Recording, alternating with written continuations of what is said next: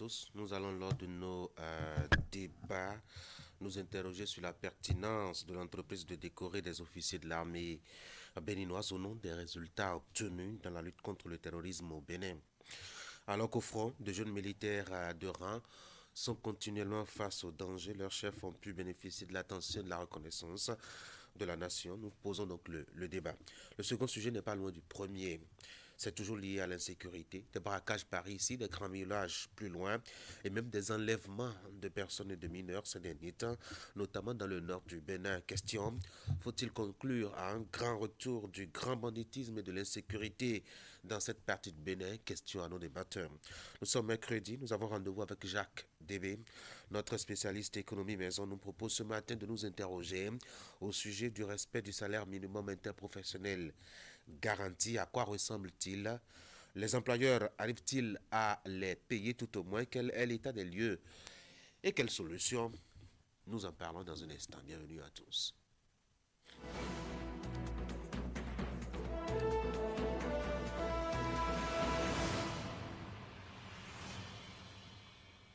C'est la une des journaux. Je vous propose qu'on commence avec Fraternité ce matin. Consultation du FA, une tradition toujours d'actualité, un réflexe boudé par les jeunes. Docteur Fernand Noui Beto, à l'occasion de la Journée internationale du livre pour enfants, au lieu des films qui polluent l'esprit, il faut éduquer en lisant des livres sains. Relais communautaire à Banico Arabe, un maillon essentiel pour le bien-être des populations rurales. Le quotidien Matin Libre, présidentiel de 2026 au Bénin, le profil du potentiel dauphin de Patrice Talon. Et puis présidentiel de 2026, Nouren Achade a clarifié sa position. Le journal L'Informateur, sommet Climate Change Europe Afrique 2025, brillant exposé du Bénin par Luc A. Troupeau. Et puis le progrès Bénin, une autonomie énergétique en marche. Quotidien Sierra, candidat au présidentiel par les candidatures au présidentiel par les démocrates. Nourenou Achade fait bouger les lignes. Passons à le télégramme. Dans le cadre des préparatifs des élections générales de 2026, la Sénat fait la synthèse des travaux d'élaboration du chronogramme. Enfin, vous avez le journal chez vous maintenant. Toutes nos excuses. À parler de la Marina, délégué du contrôle financier, deux co-accusés poursuivis pour abus de fonction à la criette. Visite répétée de Nicéphore Soglo sur les chantiers de la rupture. Nous sommes avec Info Matin, stratégie politique ou opération de charme. En tout cas, quel est l'objectif, se demande le quotidien. Sommet Climate Change Europe Afrique 2025, le municipal. Lucas Troco présente les initiatives des communes du Bénin. Et puis nous sommes avec le quotidien Décryptage Info, dossier criminel au CNHU HKM de Cotonou, macabre découverte derrière la morgue, 6 agents poursuivis. Le matinal, découverte de squelettes d'enfants au CNHU HKM, 3 suspects en prison. La Nation, transport en commun à Cotonou, l'autre challenge de la ville en pleine métamorphose. Que nous dit la Nouvelle Tribune ce matin? Bénin, politique, candidat Zanaï, un intouchable de la République. C'est questionner le quotidien. Et puis le routier, formation des journalistes sur la protection des données à caractère personnel. La HAC et la PDP en font leur cheval à deux batailles. Lettre ouverte, visite de réalisation du gouvernement Talon. Nicéphore Soglou donne le bon exemple à Yahi et à compagnie. La pétanque béninoise est en deuil. C'est le confrère de la matinée qui nous informe. Guy Tronou s'en est allé. L'événement précis, Sonagnon Sorges Bemondi, directeur des titres de transport à la NAT. Les réformes à la NAT facilitent la vie aux usagers. Nous passons à le matin, amélioration du système fiscal au Bénin vers une attractivité renforcée pour les investissements privés. Voici Fraternité pour la deuxième lecture, consultation du FA, une tradition toujours d'actualité, un réflexe boudé par la jeunesse. Docteur Fernand Wilberto, à l'occasion de la journée internationale du livre pour enfants, au lieu des films qui polluent l'esprit, il faut éduquer, il faut s'éduquer en lisant des livres sains. C'est une proposition de l'enseignant à l'université et précisément au département des lettres modernes. Un relais communautaire à Banikwara, un maillon essentiel pour le bien-être des populations rurales. Voilà ce qu'on peut retenir donc la une des journaux ce matin. On va passer au bulletin d'information avec Ingrid Day. Ingrid, bonjour. Oui, bonjour Tanguy et Les bien bonjour à chefs de tous. juridiction et de parquet outillés sur la transparence des pratiques en matière de saisie et de confiscation pénale. Lundi, la formation a été lancée et s'étend sur une semaine.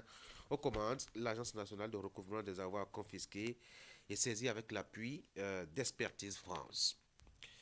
Et puis la bravoure d'une vingtaine d'officiers récompensés. Il s'agit des officiers engagés dans l'opération Mirador.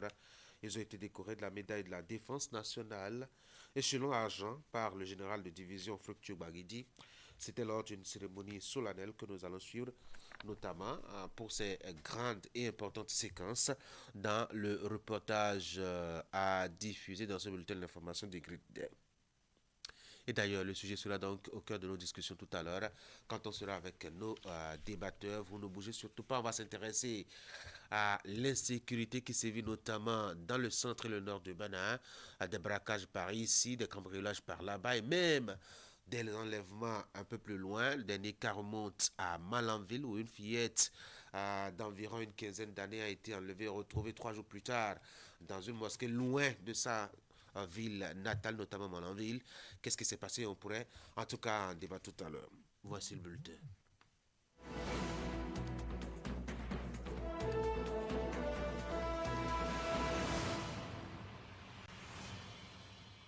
Et nous allons commencer par les échos du monde de la justice. La justice béninoise qui entend arrimer ses moyens de lutte contre la criminalité économique aux normes en la matière dans le respect des droits des justiciables. En effet, Tanguy, de principaux acteurs de la chaîne pénale s'outillent quant à la transparence des pratiques de saisie et de confiscation. L'atelier d'une semaine a démarré depuis lundi à Cotonou. Elle est organisée par l'Agence nationale de recouvrement des avoirs confisqués et saisis avec l'appui d'Expertise France. William Cliquant et Jocelyn Barriga. Entre plein effet de dissuasion des délinquants financiers et respect des normes, la justice béninoise se veut édifiée et rigoureuse. Les chefs de juridiction, de parquet et des services enquêteurs en général se donnent donc rendez-vous à cet atelier de 5 jours pour mieux affiner leurs compétences en la matière. L'idée est portée par l'Agence nationale de recouvrement des avoirs confisqués et saisis, ANRAX. Cet atelier nous donne l'occasion de passer en revue nos pratiques en ce qui concerne les saisies et confiscations et avec l'apport de l'expert invité, de voir comment ailleurs les mêmes principes, les mêmes normes sont perçus et appliqués. L'idée est donc de partager les expériences d'un expert français, M. Francis Mardonao, qui est initialement policier, mais qui a travaillé pour la justice, qui a travaillé à la RACS, qui a travaillé au pôle pénal économique et financier, qui est un praticien comme vous de cette lutte contre la criminalité financière et qui pourra partager avec vous son expérience en espérant participer du renforcement de vos capacités en la matière. Le contexte est tel que la fonction des sanctions patrimoniales n'est plus à démontrer en termes de lutte contre la criminalité économique et financière transnationale. L'harmonisation des pratiques voulues ici est plurielle. On parle de règles en matière d'enquête et de perquisition patrimoniale, d'identification des avoirs à l'étranger, de fondement des saisies, de saisies spéciales, de la gestion des biens saisis et de la confiscation. L'objectif poursuivi en associant les acteurs de la justice ici présents est la mise en place d'un vivier d'experts spécialisés dans les questions de poursuite, de sanctions, de recouvrement et de gestion des avoirs criminels. La réussite de la présente formation contribuera à impacter les autres acteurs, non présents bien sûr ici, intervenant dans la chaîne des saisies et confiscations, facilitant par ricochet l'atteinte des objectifs visés dans le cadre de la lutte contre la délinquance afin que le crime ne paye plus. À la fin des travaux, des fiches de bonnes pratiques vont être rédigées et le process type diffusé par l'ANRAX à l'ensemble des acteurs de la chaîne pénale. Un tour maintenant au Cancer-Opéra de Parakou pour faire le point de la cérémonie de décoration des officiers engagés dans l'opération Mirador. La médaille de la Défense nationale échelon agent a été décernée à une vingtaine d'officiers. C'était en présence de plusieurs personnalités administratives et militaires. Reportage. Tous engagés dans l'opération Mirador, 16 officiers, 19 au total, ont été distingués lors de cette cérémonie solennelle présidée par le chef d'état-major général des forces armées béninoises. L'événement s'est tenu ici au Cancer-Opéra de Parakou en présence de nombreuses personnalités civiles et militaires. Par le décret numéro 2023-65 du 29 novembre 2023, notre pays s'est doté d'un symbole fort de reconnaissance militaire, la médaille de la Défense nationale. Cette médaille, née d'un processus exigeant et mûrement réfléchi, est le fruit d'une volonté commune de valoriser la discipline, l'engagement, la bravoure et le mérite du soldat. Très émus, les récipiendaires ont exprimé leur gratitude par la voix de leur porte-parole, le colonel Constant Yaovi Aïou. Avec un grand honneur et une grande fierté, que je prends la parole au nom des récipiendaires et en mon nom propre à l'occasion de la présente cérémonie très solennelle pour témoigner ma gratitude au chef de l'État. Cette attribution de la médaille de la Défense échelon argent aux officiers méritants a été également l'occasion pour le général de division, Fructueux Baguidi, de saluer l'engagement des soldats dans l'opération Mirador. Il a réaffirmé que le rempart constitué par cette opération ne tombera jamais, tout en félicitant le haut commandement pour son rôle stratégique. Tout en saluant à travers eux le reste des personnels engagés dans l'opération Mirador, je voudrais leur renouveler ma confiance et celle du peuple béninois qui croit en son armée et qui est persuadé de ce que ce rempart que constitue l'opération Mirador ne tombera pas. Nous vaincrons. Les décorations s'octroyant dans l'ordre hiérarchique inverse dans les forces armées béninoises, le tour des officiers subalternes, sous-officiers et hommes du rang se fera les semaines prochaines dans les bataillons, bases militaires et bases navales du pays. On en vient maintenant à cette cérémonie d'inauguration de l'Office du tourisme d'Agonly, 4e sur le plan national et 2e du département du Zou. Cet office est le fruit de la collaboration entre la mairie de Corvey, la province belge de Luxembourg et la ville partenaire de Saint-Trond. Ceci vient marquer une avancée dans la politique de promotion du patrimoine culturel de la zone. Imet Hélène Amosso. Une nouvelle ère s'ouvre pour la promotion de la culture dans la région Agonly. L'Office du tourisme d'Agonly est solennellement ouvert au public.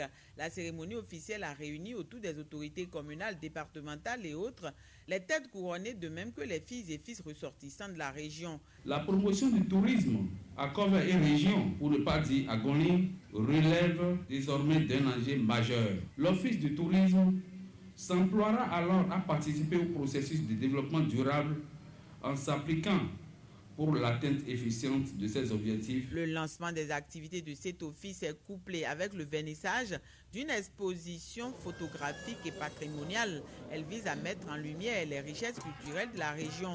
Tout ceci est accompagné d'un programme d'animation folklorique, histoire de replonger les visiteurs dans l'univers des rythmes traditionnels Guélédé, Lomba et Sato.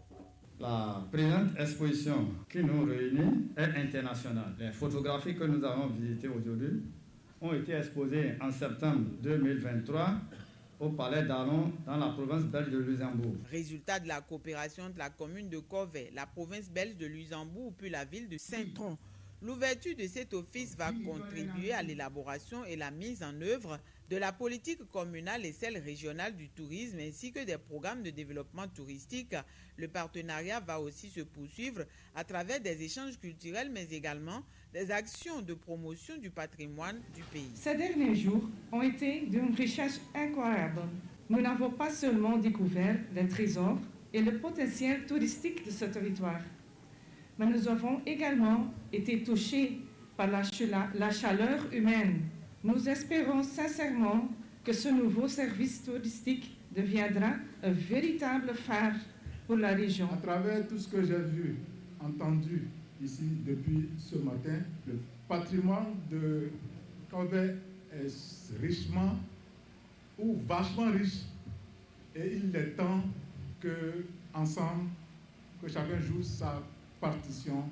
Deuxième dans le zoo et quatrième sur le plan national, l'avènement de l'Office du tourisme d'Agongli marque une avancée notable dans la préservation du patrimoine culturel de Covey et de la région Agongli en général. Les manifestations ont pris fin par une prière de bénédiction dite par les têtes couronnées, suivie de la visite des lieux. La saison 5 du plus grand casting du monde d'Afrique francophone dénommé Mon premier Montreux Afrique by Castelbier est à la phase des demi-finales. L'équipe d'organisation entourée de ses partenaires a procédé hier à la présentation du programme de cette nouvelle étape de la compétition lors d'une conférence de presse que je vous invite à suivre. Plus de 360 dans les starting blocks. Ils sont désormais 20 à poursuivre l'aventure. Mon premier Montreux Afrique by Castelbier, 5e édition. 16 humoristes, dont 2 Béninois, Sam du Barça et Corelias, sont les vainqueurs issus des castings physiques qui se sont déroulés dans 10 pays participants en janvier et février 2025. Le programme des demi-finales est structuré autour de 3 soirées annoncées comme exceptionnelles à Cotonou. Donc on va commencer avec une demi-finale, donc demi-finale numéro 1, qui aura lieu le 3 avril à l'Institut français, rendez-vous à 19h. Le lendemain, on aura une demi-finale numéro 2, avec les 10 autres demi-finalistes, qui aura lieu le 4 avril. Ensuite, donc le dimanche 6 avril, à partir de 18h30, on aura l'épreuve des battles. Lors des auditions, un jury composé de 3 membres, dont l'humoriste béninois Pacheco, se chargera de décrypter et noter chaque prestation à l'aune de critères définis à l'avance. Donc on a toujours des critères. Nous, c'est quelque chose qu'on recherche au sein de Mon premier Montreux by Castelbier. Ce sont des candidats qui ont aussi des thématiques qui vont vraiment s'ouvrir à tout le monde, qui vont réussir à faire parler de leur culture, de leur histoire. Plusieurs marques se sont positionnées sur cette nouvelle saison de Mon premier Montreux Afrique, dont Castelbier et Canal+, qui promet une diffusion intégrale des spectacles en juillet 2025. C'est une grosse opportunité pour nos humoristes aujourd'hui de pouvoir mettre beaucoup plus en valeur leur talent, d'accord, de pouvoir exprimer les valeurs du Bénin à travers cette initiative. On est donc fiers d'être encore une fois de plus partenaire de cette édition de Mon premier Montreux by Castelbier. Canal+, au-delà de ce projet-là, développe pas mal de programmes. Pacheco parlait tout à l'heure du Canal Comedy Club, qui aussi était un programme de formation et de mise en lumière des talents africains. Au terme des 3 soirées, 6 candidats seront retenus pour la finale prévue pour se dérouler à Douala. Le champion se produira en Suisse sur la scène de Montreux Comedy Festival en novembre 2025. Mon premier Montreux Afrique by Castelbier, saison 5, c'est aussi quelques innovations dans le gala d'humour. Séduis-moi si tu peux. C'était le bulletin Tanguy Agoy. Merci Ingrid pour la présentation. Passez une très bonne journée. Mesdames et messieurs, voici les sports.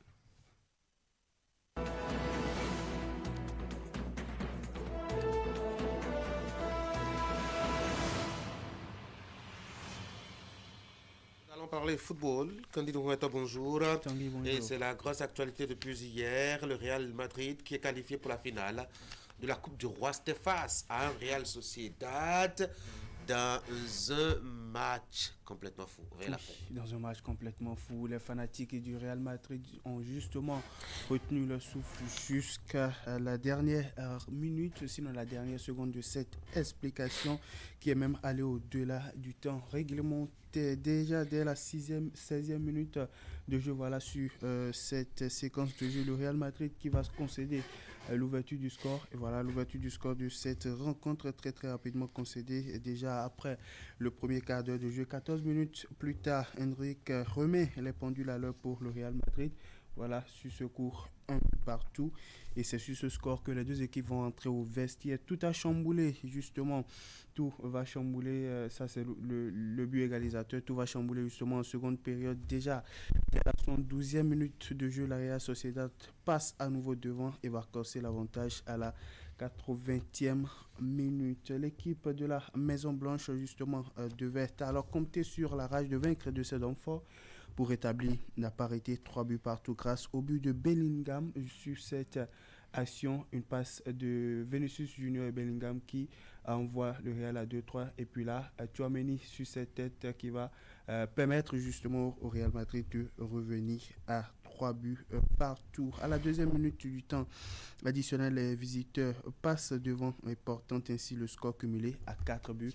Partout, leur offrant ainsi la chance de disputer les prolongations. C'est ici que le Real Madrid change tout, change la donne avec des remplaçants tactiques de sorte à avoir son 11 de départ habituel sur le terrain. Et dans ce mano à mano, Antonio Rudiger va délivrer le Real Madrid à la 115e minute de jeu.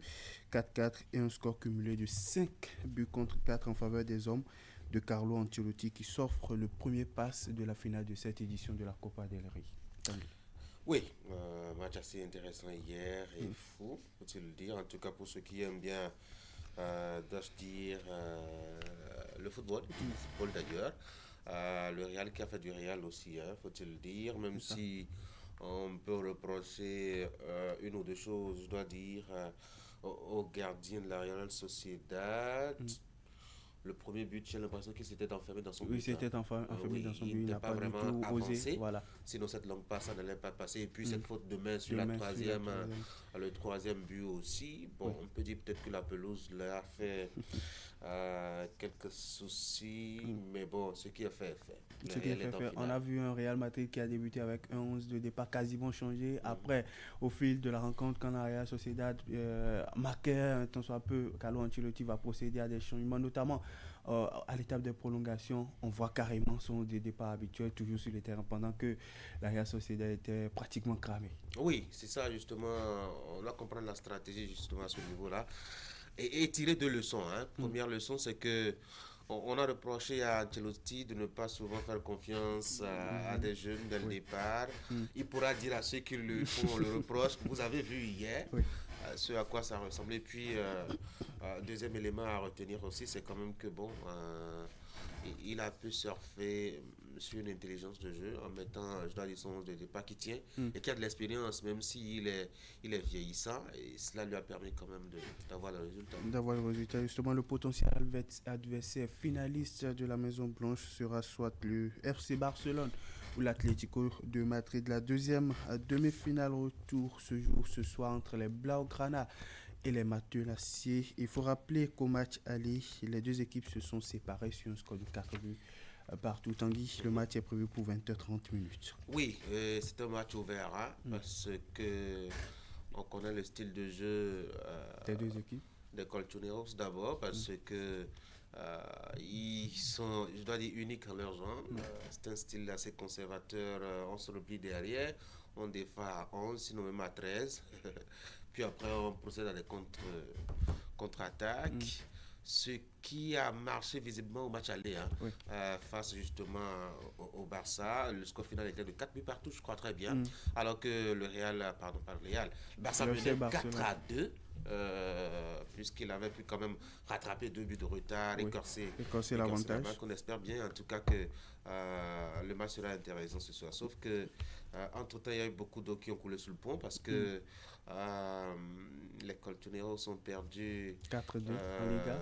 Déjà en Ligue des Champions face au Real. Ça peut être un coup du moral. Et puis face justement au même Barça aussi, 4 buts à 2 alors qu'il menait par 2 buts d'avance. Donc ça peut être des éléments qui affectent, je dois dire, le moral, la confiance même des joueurs. Mais je me dis que psychologiquement, c'est des gens qui sont habitués et qui peuvent savoir se préparer à des scénarios, peu importe qu'ils présentent un visage ou un autre. Et donc on espère en tout cas avoir du beau football ce soir. Ce soir, de toute façon, le rendez-vous, il est pour 20h30 minutes entre justement le FC Barcelone et l'Atlético Madrid pour justement la deuxième demi-finale au retour de cette édition de la Coupe du Roi, édition 2024-2025. Restons hors du pays pour aborder l'actualité des Guépards évoluant dans leurs différents championnats aussitôt.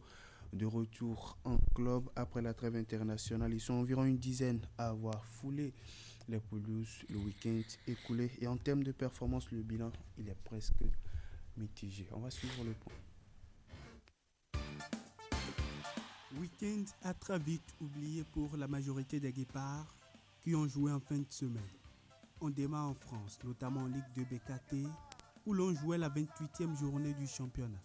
À cette occasion, le stade Lavallois du milieu de terrain béninois, Jordan Adeoti, et du défenseur des Guépards, Moïse Adileou, s'est incliné devant l'en avant Guingamp sur un score de 2 buts à 0. Pour cette explication, Moïse Adileou a disputé l'intégralité de la rencontre et a reçu un carton jaune à la 90e minute. Pendant ce temps, Jordan Adeoti a eu 315 minutes de jeu. Le stade Lavallois reste 6e au classement avec 43 points. Toujours au cours de cette 28e journée, Tossin Egou et le FC Lorient ont battu Grenoble Foot 38 du milieu de terrain béninois, Junior Laïtan par un score de 2 buts à 1. Absent depuis plusieurs semaines, faute de blessure à la cuisse, l'attaquant béninois est entré en jeu à la 65e minute de jeu du côté des Merlus. Même scénario pour le milieu de terrain béninois, côté grenoblois, entré en jeu également à la 65e minute. Avec 37 points, Grenoble Foot 38 loge à la 9e place. Pendant ce temps, le FC Lorient reprend sa place de leader au classement avec 58 points. On reste en France, mais cette fois-ci en national, un synonyme de 3e division française. Dans un duel des clubs de bas du tableau, la Berrichonne Châteauroux de l'international béninois Brandon Agouno a été battu dans le cadre de la 27e journée par Paris 13 Atlético 3 buts à 2. Aligné au départ, le défenseur béninois a joué l'intégralité de la rencontre et a reçu un carton jaune dans le temps additionnel. Châteauroux compte 24 points et reste 17e au classement. 13e place au classement pour Queville Rouen Métropole de Léni Piringal, qui a partagé les points avec l'US Orléans au bout d'un score nul et Viège au cours de cette 27e journée. Laissé au bas au coup d'envoi, le milieu béninois est entré en jeu à la 84e minute. En Suisse, à présent, Yverdon Sport FC de Mohamed Tidjani a été freiné après 2 succès consécutifs. Au cours de la 29e journée de la Super League, les Verts ont concédé un match nul d'un but partout face à leurs homologues du FC Sion. Titularisé au départ, le défenseur béninois a joué tout le match et a reçu un carton jaune à la 45e minute. Yverdon Sport reste 10e au classement avec 32 points au compteur. Grosse performance pour Andreas Rontondi en Belgique pour son premier match en championnat à son retour de sélection. L'attaquant béninois et le Standard de Liège ont été contraints au partage des points, 2 buts partout par KV Mechelen dans le cadre de la première journée des playoffs de la Pro League qualificatif pour la Conference League. Titularisé au coup d'envoi, le Guépard a disputé l'intégralité du match. Il a par ailleurs ouvert le score à la 21e minute avant de délivrer la passe décisive sur le deuxième but de son équipe à la 41e minute. Andreas totalise désormais 2 buts et une passe décisive en 11 matchs disputés avec le club belge. Ceci d'Almeida et Apollon Limassol ont partagé les points avec la Poel Nicosie au cours de la deuxième journée des playoffs du titre du championnat de Chypre de première division. Et ceci au bout d'un score nul d'un but partout. De retour en club après son passage en équipe nationale, le milieu béninois est entré en début de seconde période, soit à la 46e minute. Apollon Limassol compte 41 points et occupe la 6e place de ce groupe des playoffs.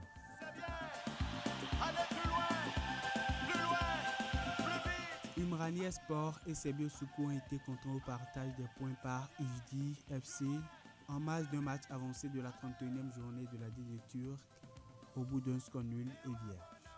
Aligné au départ, le milieu béninois a été remplacé à la 70e minute. Umrani Sport compte 45 points et loge à la 9e place au classement. Un autre départ accroché en fin de semaine écoulée avec son équipe en championnat, c'est Marcel Dandino et le JDR Star FC qui ont aussi partagé les points avec Midford FC dans le cadre de la 23e journée de Motsepe Foundation Championship.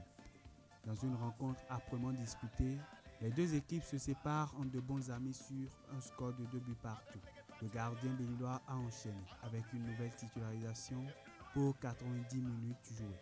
Il compte désormais 22 matchs pour 11 clean sheets en championnat. Un clean sheet de plus pour Serge Obasa qui évolue du côté du Remo Star en première ligue nigériane. À l'occasion de la 31e journée du championnat, le portier béninois et les siens se sont imposés à leurs homologues de Enyimba FC par un score de 2-0. Titularisé au coup d'envoi, l'international béninois a joué l'intégralité du match et enregistre son 12e clean sheet en 22 matchs cette saison. Des performances qui contribuent à la belle forme de son club, Remo Star, qui reste leader au classement avec 60 points et un match en moins.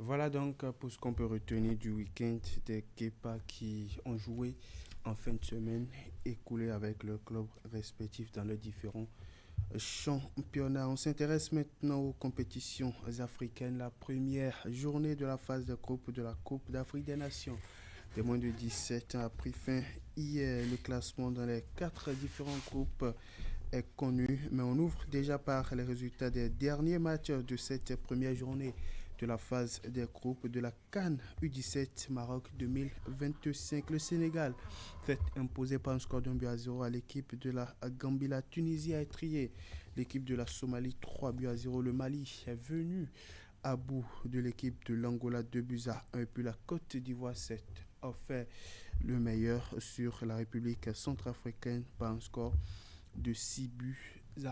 Au thème donc de cette première journée de la phase des groupes de la Coupe d'Afrique des Nations des moins de 17 ans, le classement dans les différents groupes se présente comme suit. Dans le groupe A, le Maroc est en tête avec un total de 3 points au compteur, un goal différentiel de plus 5, suivi de la Zambie qui vient en deuxième position avec 3 points au compteur, mais un goal différentiel de plus 3. La Tanzanie est troisième de la poule avec 0 points, un goal différentiel de moins 3. Et puis l'Ouganda vient en quatrième position avec 0 points aussi, mais un goal différentiel de moins 5. Dans le groupe B maintenant, c'est l'Afrique du Sud qui domine les débats avec 3 points au compteur, un goal différentiel de plus 1. Même un point au compteur pour l'équipe du Burkina Faso qui vient en deuxième position. L'Égypte est troisième de ce groupe avec 0 points, un goal différentiel de moins 1. Même point au compteur pour l'équipe du Cameroun qui loge à la dernière place dans cette poule B. Dans le groupe C maintenant, la Tunisie est premier, est leader au classement avec 3 points au compteur, un goal différentiel de plus 3. Le Sénégal vient en deuxième position avec 3 points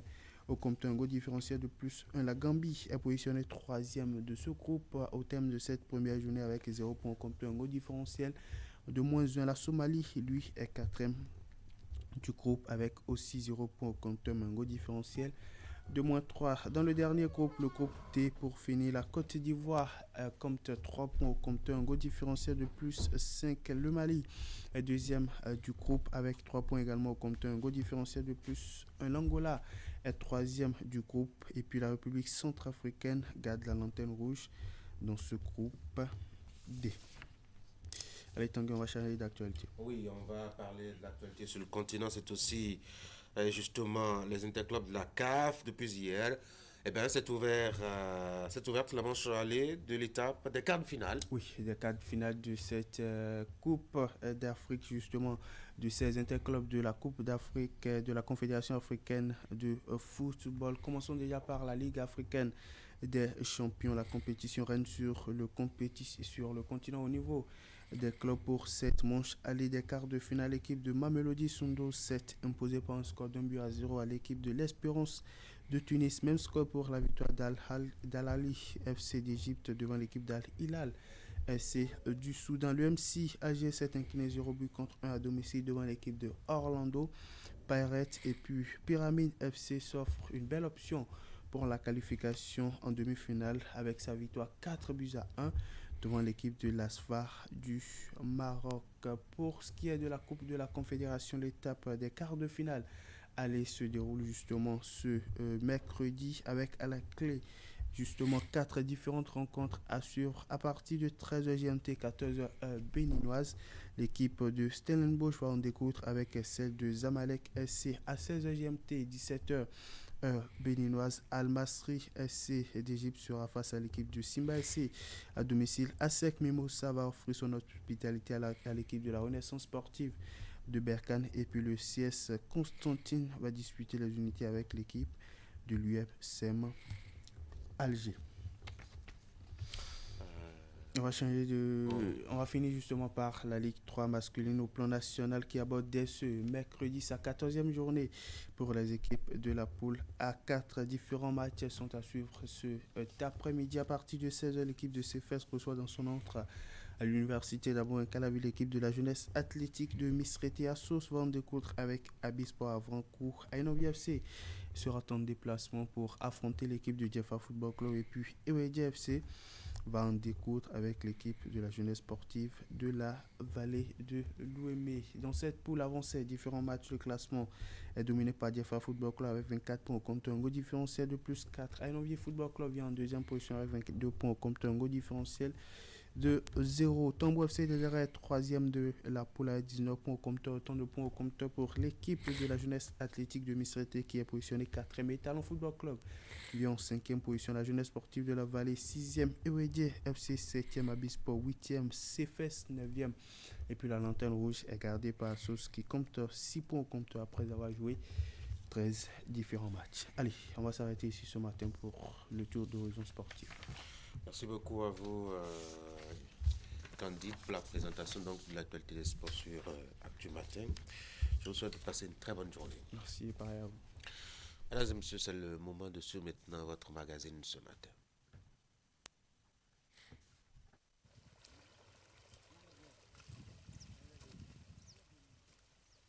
Rodrigue prépare sa petite portion de terre pour la culture contre-saison de la patate. C'est déjà le moment, en ce mois de mars débutant.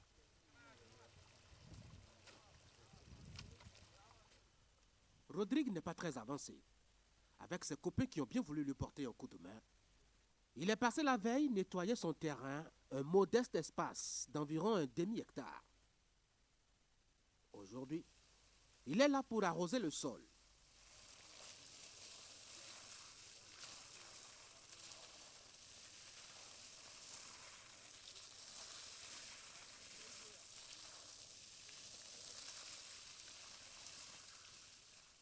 On a dans une glodi, on a pas wali, on a pas d'eau, on a dans une régbe, on a pas de so, des jaouis, au Dieu n'a été.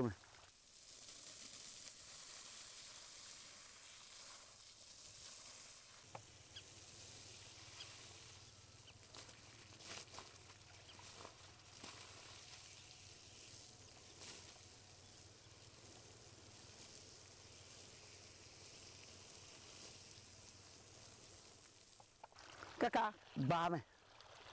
Ouais, dossier aussi. 100 mètres, oui, on doit faire. Quand 100 mètres, oui, on doit faire. On doit faire.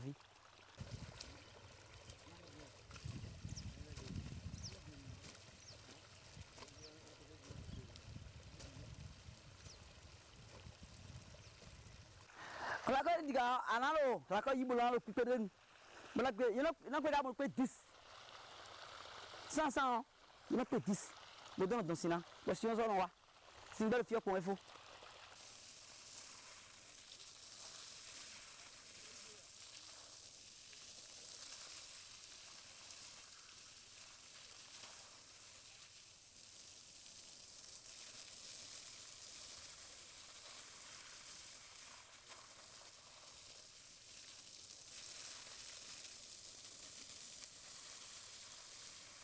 Besi ola ikun gbadi yan aza ni e lo gbogbo le di yan antu lo ewele ni ni aga ku ba e ma wule a amo era bo e na sin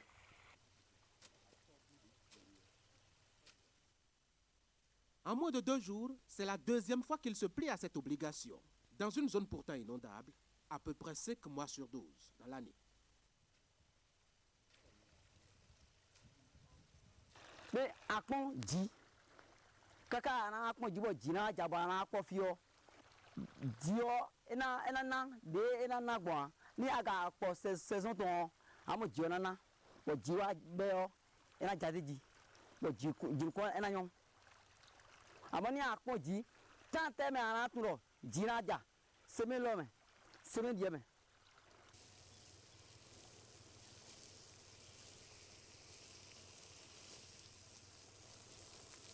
ni jima ja bebo Susan Lokpo atari o bo jima ja ahan awa ete anze mo po mo wa fi kuna don do wele o me bo ene o wele lo fun ena mo vivo.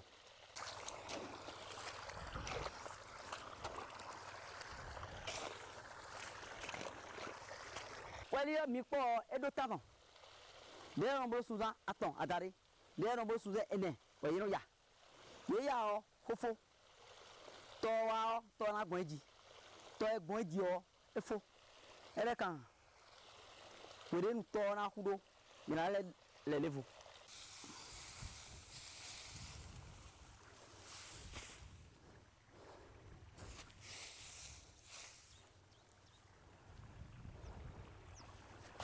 welio e besoin si bon takin e son besoin si bon takin alors takin do e na do bon fi ele a e do côté ton wayi non you do ni ai kun ba e si on e na ku si ye bon la le ta kun bon la je di doji na je di doji na je di doji e besoin si on e na si no ko ji ja po e fo na takin on.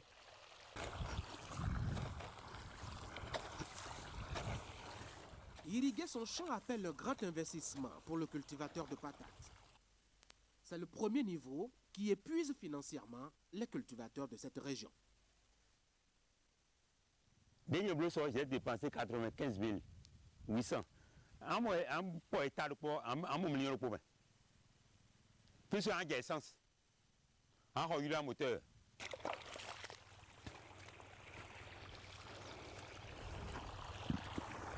Ni mi kwa kwegwe ji di on medo ko de le amon don me ni le we do kwe wo na blo ti o kele de po mi de gbe yo e bezo kwe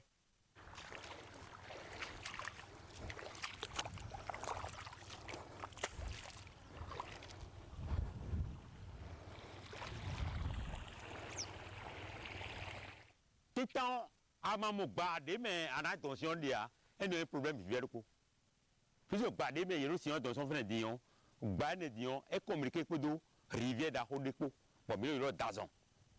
Donc, d'argent, quand on coupe des bon, mais les gars, sont noués, et il y a pas jour, il y a 5 000. Mais là, donc, si nous avons c'est 5 000.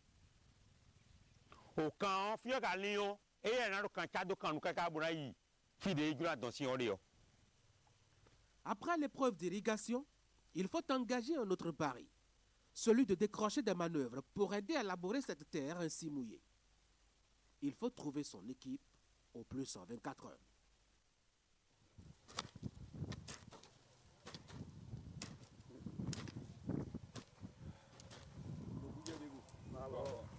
Deux jours après l'irrigation, les laboureurs sont à l'œuvre.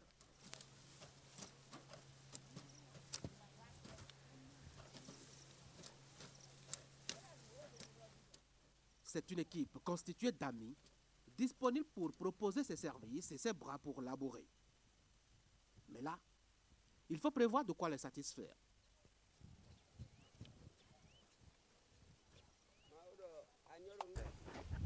C'est gâteau, moi. Ouais, mais c'est grec pour le B. Donc, ils font le gâteau, mais le lait, quoi. Il y a des hommes, il y a pour quoi. Il y a pour tabac, ouais. Pas le lait.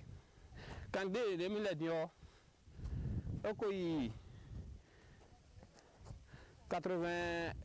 296. Oui, non.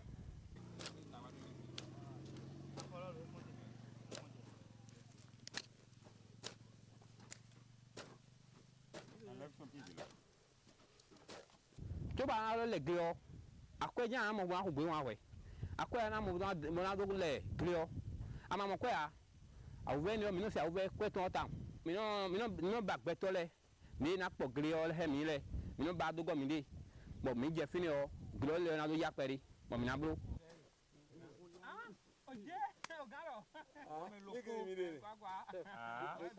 ai kungba bo ame wende ai kwa mo do mo bi o e so de wa yo machine pot pop me no du si o wa yo yi mo wa du si sin to gbo me to da ho me we mo don do ai kungba yi bo ai kungba o e bo en do si o da do si o bo pe me o na bo de bo wa no mi do le din ama don de ji asi o le a o na mi de mo ku lo pe ni o me ku lo me mi wo pa mi be na mi de o normal ajipulo de wa o do tagbado mi do ate aluwe me do ai amo me do ai kungba le don mo don mi jura le gri ya go de weli o don amo ile na ana khaya ana do ko no do yin khaya ikungba we o de ko ma gri ka je so e wa gbe me nu gbele po ba e do e kati de mi don mi din o e no me le po no 5000 do gbele po donc e a ha me disi wa friend din o me 5000 disi anjo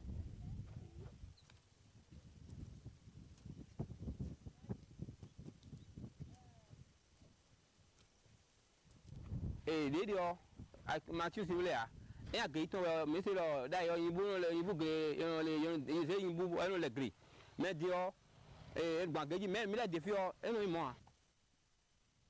Après une lutte acharnée contre la terre avec une daba, les tâcherons marquent une pause. Il est près de midi et cela fait plusieurs heures qu'ils sont courbés. Il faut bien céder aux exigences du corps qui veut souffler un moment.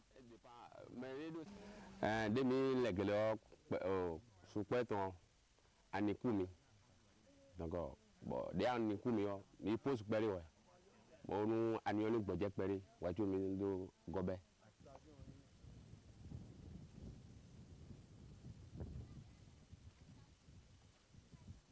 ni le gba ni propriétaire dion na tu no o mele yo edo se mi do gomitan bon je ko gbere se mi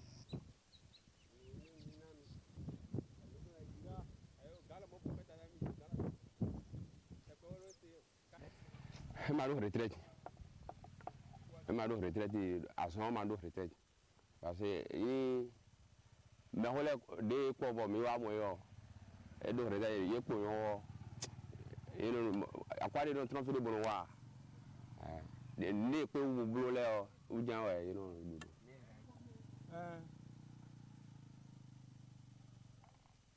Les laboureurs ne sont pas les seuls ouvriers sollicités pour la culture de la patate. Il faut aussi les femmes qui doivent profiter de l'humidité du sol pour mettre en terre ce qui deviendra plus tard ces plants de patates.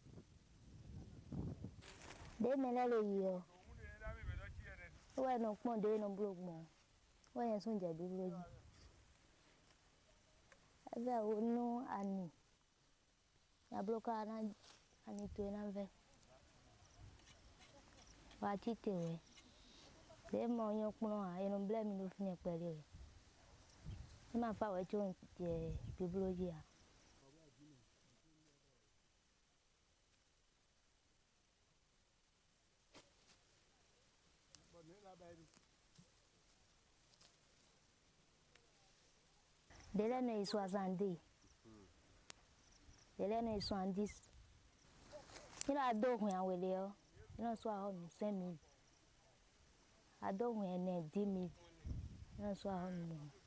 Na bolo 100 bolo.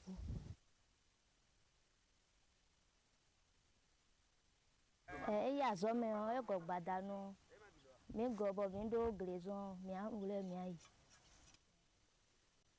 La période de plantation reste la dernière étape de la première phase de pression pour la culture de la patate.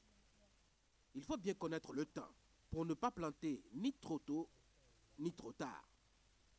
Et dans un contexte de village, les cultivateurs se fient au changement du temps et à ses caprices qui peuvent être aussi trompeurs.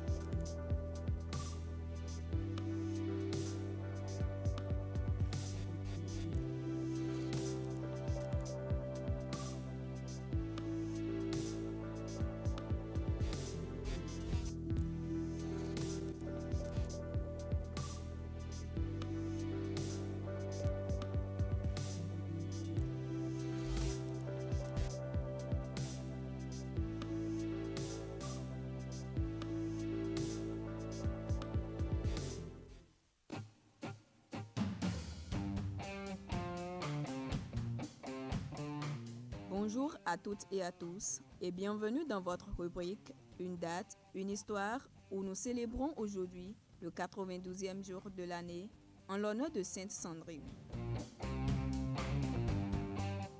Le 2 avril 1982, les troupes argentines ont envahi les îles Malouines et se sont emparées de la capitale Port Stanley, marquant le début de la guerre des Malouines avec le Royaume-Uni. Ce conflit a duré jusqu'en juillet 1982 et a opposé les forces argentines et britanniques pour le contrôle de ces îles situées dans l'Atlantique Sud.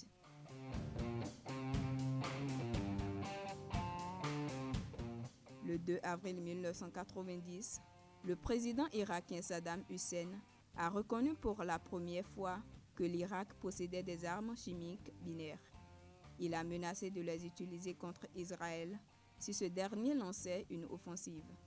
Cette déclaration a été vivement critiquée par les États-Unis, qui l'ont qualifiée de provocatrice et monstrueuse, tandis qu'Israël a insisté sur le fait qu'il n'avait pas l'intention d'attaquer l'Irak.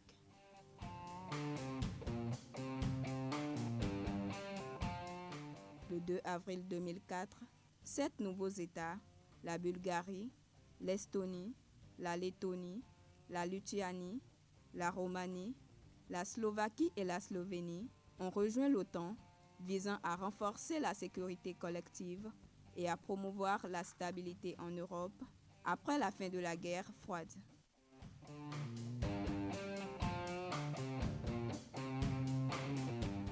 Le 2 avril 2009, le sommet du G20 à Londres a réuni les principales économies mondiales pour répondre à la crise financière de 2008. Les dirigeants ont adopté des mesures pour stimuler l'économie, réformer les institutions financières et renforcer la réglementation afin d'éviter une nouvelle crise.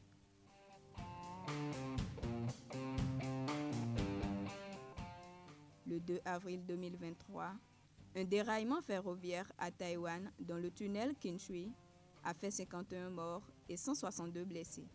Cet accident, l'un des pires de l'histoire récente de Taïwan, a provoqué une réaction immédiate des autorités et une enquête sur ses causes.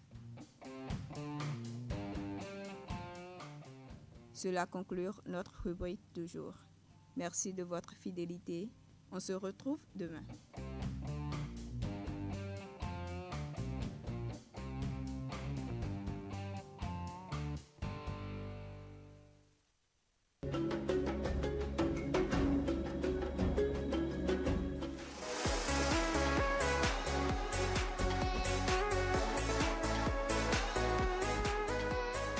Votre émission de divertissement démarre désormais. Sachez que nous allons prendre ensemble ce rendez-vous mercredi, jeudi et vendredi à partir de 12h sur les antennes de Canal 3 Bénin, mi-journée. Et puis nous allons nous amuser, histoire de commencer la deuxième partie de la journée en pleine beauté. Donc ne ratez pas ces rendez-vous.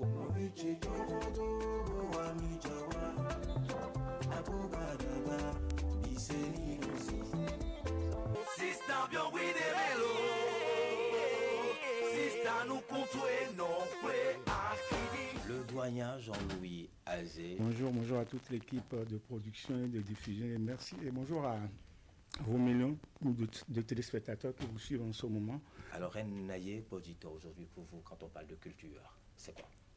C'est l'essence qui aide à se connecter aux sphères que nous ne voyons pas. Simplement que c'est Bandito, si vous êtes d'accord de vous faire appeler Bandito. Petit bandit, c'est bon? C'est mon voyou trop. Quand vous entendez Ablavi chanter, quand elle fait de la capella, je lui dis souvent, mais on a fait de la chorale. Pourquoi tu ne sors pas quelque chose, un opus? Pourquoi tu ne chantes pas? Elle dit non, Dada, je vais attendre un peu. Ça casse. Et d'un coup, je me casse.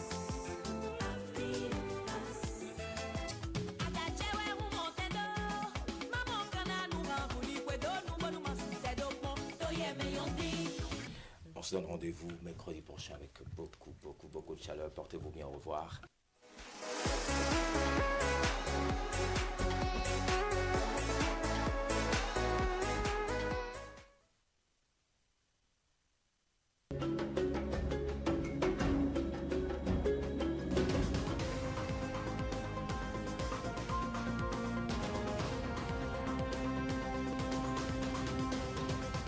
Ce qu'il fallait démontrer, le rendez-vous pour analyser et commenter l'actualité nationale et internationale. Je suis avec mon éternel compagnon, Anissé Carlos Oké. Anissé, bonjour. Bonjour, Tanguy. On a bien l'impression qu'on n'a pas changé d'époque. Souboni Yahi, on l'avait vu, des partis de l'opposition empêchés de tenir leurs activités. Ça reprend sous Patrice Talon parce que peut-être 2026 est à nos portes. On n'a pas changé d'époque. On n'a pas changé d'époque parce que en fait, les hommes n'ont pas changé. Même si les positions ont changé, les hommes restent les mêmes. Des activités d'opposition sont empêchées systématiquement et il n'y a pas de coupable, il n'y a pas de responsable et ça passe tranquillement. On se plaint dans l'opposition et on se tait. Et pourtant, l'opposition connaît les tests et c'est que pour excès de pouvoir, on peut saisir la Cour suprême. Mais c'est que quand vous saisissez la Cour suprême, il faut que vous puissiez démontrer par A plus B que vous n'êtes coupable de rien. Que des gens se refusent. Je ne vais pas dire, ou ne prennent pas la peine justement de confier à des bouts de papier ce qu'ils ont vécu au nom de la République. Peut-être que finalement, ils se disent que le rôle qu'ils ont tenu n'est pas si honorable que ça pour être inscrit dans l'histoire et pourtant je pense qu'ils ont tort. Quand on ne connaît pas l'histoire, on est condamné à la revivre. Et c'est pour ça que l'exercice que Nicéphore Soglo a fait est un exercice extrêmement important, mais encore plus important parce que c'est un ancien président de la République. Et que quand on regarde dans la sous-région, il y a très peu d'anciens présidents de la République, surtout dans l'espace francophone, et que c'est un privilège pour nous d'en avoir, et surtout, c'est un avantage énorme. Dans le milieu francophone, on bavade, on parle beaucoup. Et on a vu d'anciens présidents français parler, et apprécier la gouvernance de leurs successeurs. C'est assez rare. Et je vous le dis, c'est assez rare. Et même quand ça arrive, c'est contrôlé. Il y a aujourd'hui un président français qui a le bracelet au pied, qui est consigné chez lui. C'est un prisonnier en fait. Mais il a toujours sa liberté d'expression. Si le camp politique de Nicolas Sarkozy était au pouvoir, vous croyez qu'il aurait un bracelet au pied? Ah mais moi je ne sais pas, il paraît que la justice française elle est autonome. Il n'y a nulle part au monde une justice autonome, complètement indépendante. Ça n'existe pas sur Terre. Ah oui.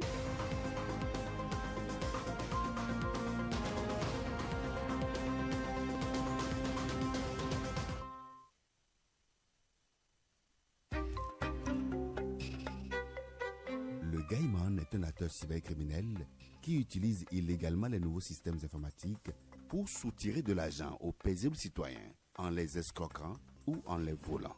Une telle activité est une infraction à la loi et est passible de sanctions contre les acteurs et leurs complices, parents, amis, religieux, spiritualistes et charlatans. Ne soyons pas naïfs. Il n'y a pas de réussite sociale sans effort.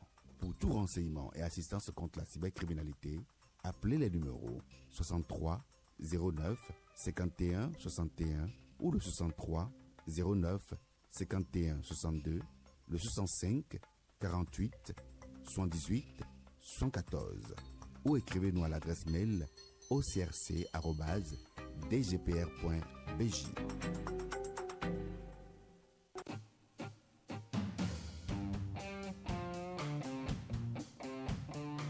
Bonjour à toutes et à tous et bienvenue dans votre rubrique Une date, une histoire où nous célébrons aujourd'hui le 92e jour de l'année en l'honneur de Sainte Sandrine.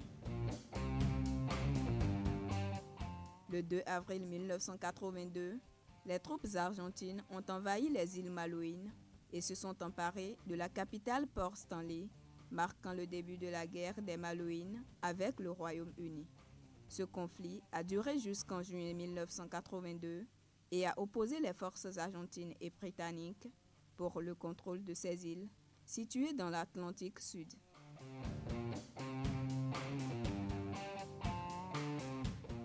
Le 2 avril 1990, le président irakien Saddam Hussein a reconnu pour la première fois que l'Irak possédait des armes chimiques binaires. Il a menacé de les utiliser contre Israël si ce dernier lançait une offensive. Cette déclaration a été vivement critiquée par les États-Unis, qui l'ont qualifiée de provocatrice et monstrueuse, tandis qu'Israël a insisté sur le fait qu'il n'avait pas l'intention d'attaquer l'Irak.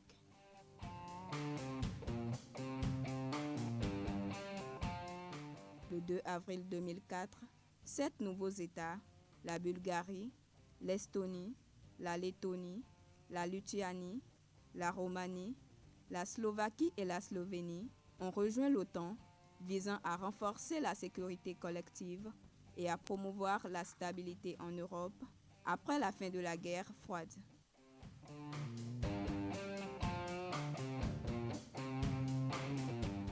Le 2 avril 2009, le sommet du G20 à Londres a réuni les principales économies mondiales pour répondre à la crise financière de 2008. Les dirigeants ont adopté des mesures pour stimuler l'économie, réformer les institutions financières et renforcer la réglementation afin d'éviter une nouvelle crise.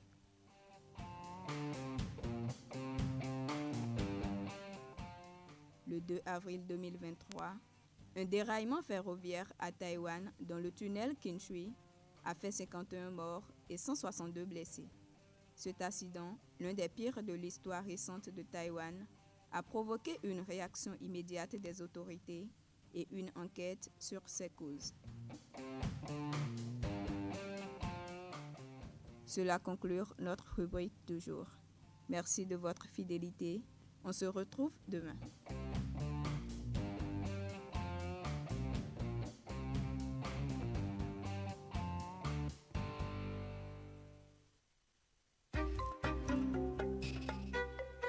Le Gaiman est un acteur cybercriminel qui utilise illégalement les nouveaux systèmes informatiques pour soutirer de l'argent aux paisibles citoyens en les escroquant ou en les volant. Une telle activité est une infraction à la loi et est passible de sanctions contre les acteurs et leurs complices, parents, amis, religieux, spiritualistes et charlatans. Ne soyons pas naïfs. Il n'y a pas de réussite sociale sans effort. Pour tout renseignement et assistance contre la cybercriminalité, appelez les numéros 63 09 51 61 ou le 63 09 51 62, le 65 48 78 114 ou écrivez-nous à l'adresse mail ocrc@dgpr.bj. –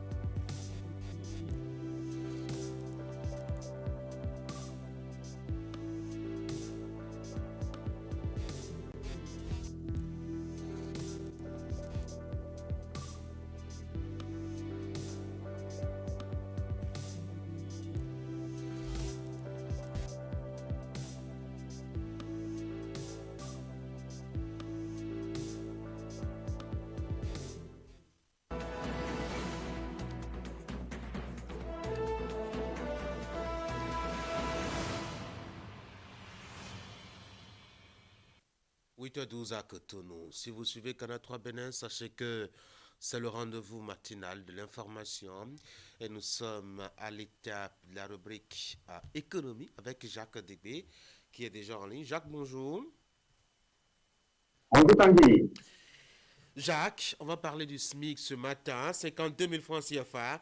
c'est le montant du salaire minimum interprofessionnel garanti applicable en République du Bénin depuis le 1er janvier 2023, un montant fixé par le gouvernement qui a consulté pour cela le monde syndical et le patronat du Bénin et en tenant compte de la conjoncture économique d'alors. Mais qu'en est-il du respect, en tout cas, de cette disposition légale sur le marché de l'emploi? Eh bien, c'est la question que nous évoquons ce matin. Salut, cela, Tanguy, et nous allons déjà commencer par définir, pour ceux qui ne le savent pas, le SMIC, c'est le salaire minimum interprofessionnel garanti, comme vous l'avez dit, et comme son nom l'indique, il s'agit d'un montant plancher en termes de rémunération salariale, le minimum de salaire que l'employé doit payer, l'employeur doit payer à son employé, ceci conformément aux dispositions du Code du travail. Le SMIC au Bénin, le 52 000 francs CFA, c'est passé de 40 000 à 52 000 francs CFA le février 2023, ce qui, après les échanges entre le gouvernement et les partenaires sociaux, le patronat également, pour discuter de la qualité de la vie. Et donc, on a décidé ensemble d'augmenter le salaire minimum professionnel garanti dans notre pays. Et pour dire qu'en 2014, le salaire était de 31 000, on est passé à 40 000 aussi, on est à 52 000 francs CFA. Mais pour l'utiliser, lorsque vous êtes entreprise, lorsque vous êtes employeur, c'est le minimum, le petit salaire que vous devez payer à votre employé pour pouvoir être démarré vis-à-vis des secteurs. Mais est-ce que cela est vraiment payé par les entreprises? C'est là la question, parce que sur le terrain, c'est pas respecté. Le salaire minimum interprofessionnel garanti n'est pas respecté. Pas beaucoup d'entreprises, l'université non pas comme le disait, c'est une disposition légale. Et nous avons les preuves sur le terrain, les gérants et dans les bars, les domestiques, les gérants de services mobile moyen, les sociétés dans les entreprises, les agents de sécurité d'entretien. Et bien, tous ces moments-là, ne paient pas le salaire, le SMIC, comme cela se voit, bien au contraire, on a des salaires de 5 000, 30 000, 40 000, voire même au moins 20 000 dans certains cas, c'est vrai que c'est rare, mais il faut reconnaître que c'est véritablement sur le terrain, et on a du mal, les entreprises ont véritablement du mal à mettre en application cette disposition légale, beaucoup d'agents, beaucoup d'employés, beaucoup d'employés, voilà, je vais y arriver, ne respectent pas le SMIC sur le terrain, et que ce soit autour de nous, à Parapou, à travers les grandes villes du pays, et également dans les autres localités de la communauté. Qu'est-ce qui peut expliquer, Jacques, cette attitude des entreprises? Est-ce qu'il n'y a pas de dispositions, mettons, de sanctions pour obliger les gens à respecter la norme légale? Oui, cette question, justement, je vais poser ici à l'enseignant d'économie, Abdou Salami Abdou, qui enseigne justement dans les collèges. Il a évoqué plusieurs raisons. La première, c'est que nous avons une insuffisance au niveau des inspecteurs de travail, ceux-là même qui sont chargés d'aller contrôler sur le terrain le respect de cette disposition, de voir si les entreprises sont véritablement en conformité avec cette disposition légale. Ils sont très peu, donc cela complique déjà la tâche sur le terrain. Mais à part de ça, il y a que les chefs d'entreprise vous disent qu'ils n'ont pas suffisamment de respect.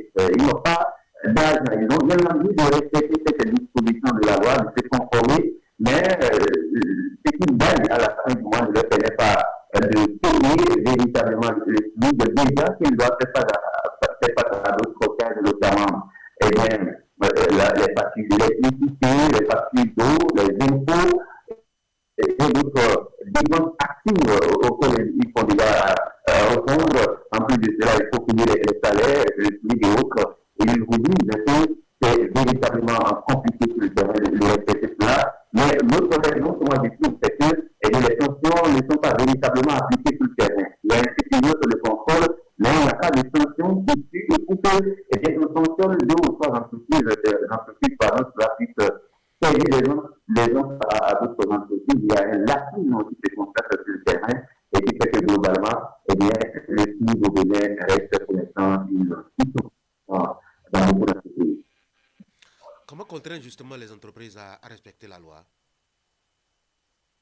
Alors, il faut dire qu'il y a les sanctions qui sont prévues. Et lorsque les entreprises ne respectent pas cette disposition légale, et bien, les inspecteurs du travail font déjà d'abord dans un premier temps le déplacement sur le terrain pour leur faire constater cela, il faut aussi une sorte d'avertissement pour leur dire attention, si vous continuez dans ce sens-là, vous pourriez être sanctionné, et après, si l'entreprise continue toujours dans cette logique, c'est-à-dire ne respecte pas les limites vis-à-vis de ses employés, eh bien, la sanction va suivre. La sanction ici, ce sont les amendes, justement, qui sont appliquées par l'inspecteur du travail, justement, conformément au code du travail. Mais à part de ça, on peut aller jusqu'à arrêter temporairement l'entreprise de pas prendre définitivement. Donc, on constate que, eh bien, l'entreprise ne respecte pas cette disposition parce que une entreprise, c'est quand même beaucoup de personnes, c'est beaucoup de cas, ce sont aussi des lois à respecter, ce sont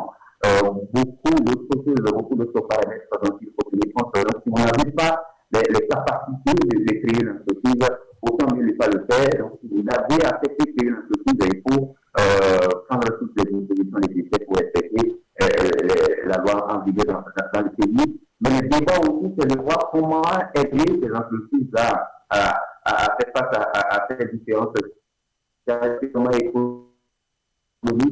N'est pas aussi reluisant que ça. Les entreprises sont en difficulté. Beaucoup d'entreprises leur sont en difficulté. Beaucoup d'entreprises, bien sûr, leur sont en difficulté avec eux. On parle de pression fiscale, les impôts, les taxes qu'ils doivent payer aujourd'hui au quotidien. Ça ne leur permet pas véritablement de faire face à leur service social. Et donc, je crois que ça peut également, il faudra une certaine période que l'exécutif que le gouvernement puisse jouer véritablement sa partition, aider ces entreprises-là à pouvoir être véritablement bien actives sur le terrain, et cela pourrait leur permettre de payer véritablement le prix à leur compagnie. Jacques. Merci beaucoup. Très bonne journée à Parakou. Également. Merci. On retour à Cotonou. On va marquer la pause et on vient pour le débat.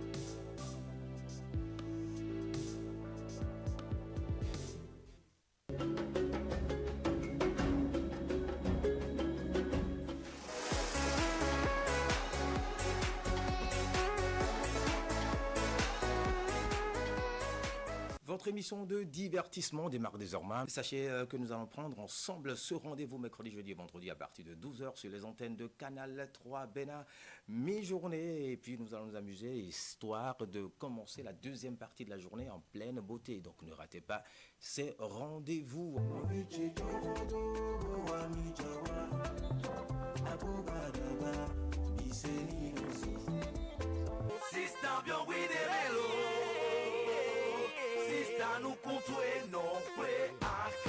Le doyen Jean-Louis Azé. Bonjour à toute l'équipe de production et de diffusion. Et merci et bonjour à vos millions de téléspectateurs qui vous suivent en ce moment. Alors, Naye Podito, aujourd'hui pour vous, quand on parle de culture, c'est quoi? C'est l'essence qui aide à se connecter aux sphères que nous ne voyons pas. Simplement que c'est mon bandito. Si vous êtes d'accord de vous faire appeler bandito, petit bandit, c'est bon? C'est mon voyou trop. Quand vous entendez Ablabi chanter, quand elle fait de la capella, je lui dis souvent, mais on a fait de la chorale. Pourquoi tu ne sors pas quelque chose, un opus? Pourquoi tu chantes pas?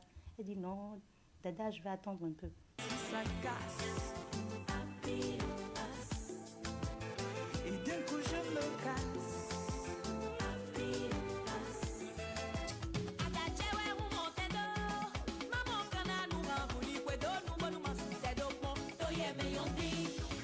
On se donne rendez-vous mercredi prochain avec beaucoup de chaleur. Portez-vous bien, au revoir.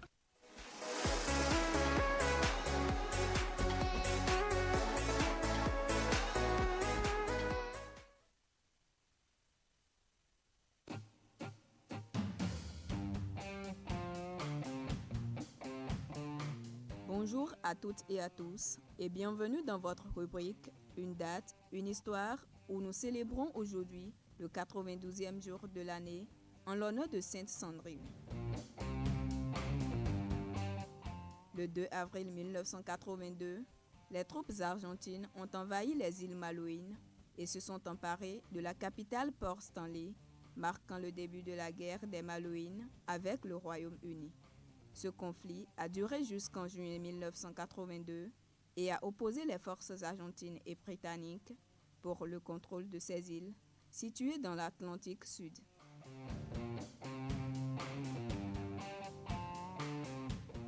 Le 2 avril 1990, le président irakien Saddam Hussein a reconnu pour la première fois que l'Irak possédait des armes chimiques binaires. Il a menacé de les utiliser contre Israël si ce dernier lançait une offensive. Cette déclaration a été vivement critiquée par les États-Unis, qui l'ont qualifiée de provocatrice et monstrueuse, tandis qu'Israël a insisté sur le fait qu'il n'avait pas l'intention d'attaquer l'Irak.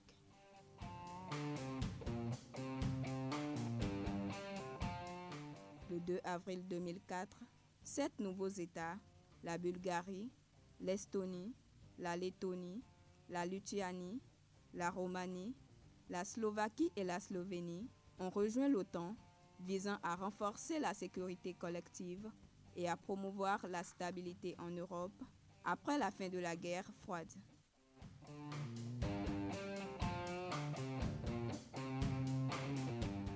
Le 2 avril 2009, le sommet du G20 à Londres a réuni les principales économies mondiales pour répondre à la crise financière de 2008.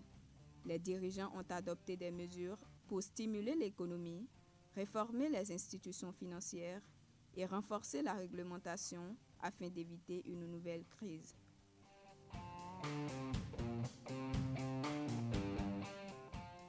Le 2 avril 2023, un déraillement ferroviaire à Taïwan dans le tunnel Kinshui a fait 51 morts et 162 blessés. Cet accident, l'un des pires de l'histoire récente de Taïwan, a provoqué une réaction immédiate des autorités et une enquête sur ses causes. Cela conclut notre rubrique du jour. Merci de votre fidélité. On se retrouve demain.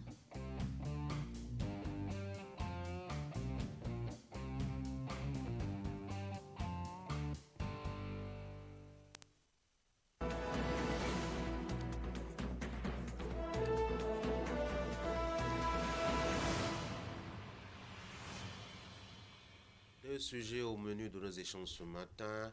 Constater déjà des actes importants de sécurité dans le nord du Bénin, notamment à Tchaourou, où 2 braquages successifs ont provoqué un mort, à Ouessé, où parfois un cambriolage a fini par un mort aussi, et des enlèvements notés ces derniers temps au Bénin. Franck Aounou, bonjour. Bonjour, Eric, Tanguy. bonjour. Bonjour, Ulrich, Tanguy. bonjour. Au-delà de ce sujet qui viendra en second lieu d'ailleurs de nos discussions, on va commencer déjà par constater que les forces armées se félicitent, en tout cas au niveau des officiers. Une grande cérémonie déroulée dans une caserne à Parakou a honoré quelques responsables, notamment de l'opération Mirador.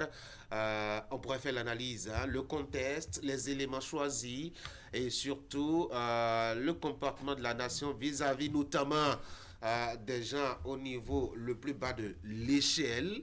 Est-ce qu'elle s'en souvient souvent? En tout cas, pour leur sacrifice, c'est déjà le premier sujet par lequel on va commencer. Ulrich, les militaires qui se félicitent, en tout cas au niveau de la hiérarchie.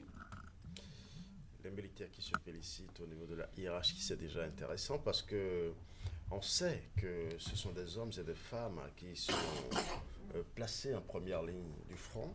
Et vous savez très bien, depuis quelques années, le Bénin fait face à une grande insécurité dans la partie septentrionale du pays, avec des hommes armés non identifiés qui sèment la terreur, la désolation au sein de la population et qui veulent toujours terroriser le reste de la population, faire en sorte que la population se sent toujours mal à l'aise, mais les militaires sont toujours au front pour contenir un peu leur avancée et parfois au prix de leur vie.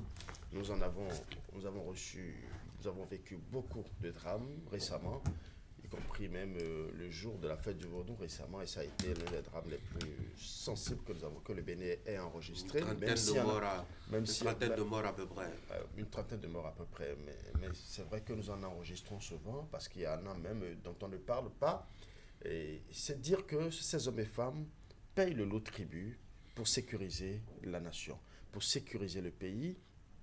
Et cette distinction vient à point nommé pour leur notifier que le pays est reconnaissant du sacrifice qu'ils font, de leur loyauté, de leur engagement à pouvoir toujours contenir cette avancée de ces hommes sans foi ni loi qui veulent coûte que coûte semer la désolation, la mort partout où ils passent. Et ce sont des hommes qui sont au foyer pour la plupart, des femmes qui sont au foyer pour la plupart, ce sont des frères, des sœurs, des proches à nous, des gens que nous connaissons, que nous côtoyons, qui ont aussi droit à la vie, mais qui mettent leur vie au péril de la nation pour protéger la nation. Je pense que c'est une décoration légitime.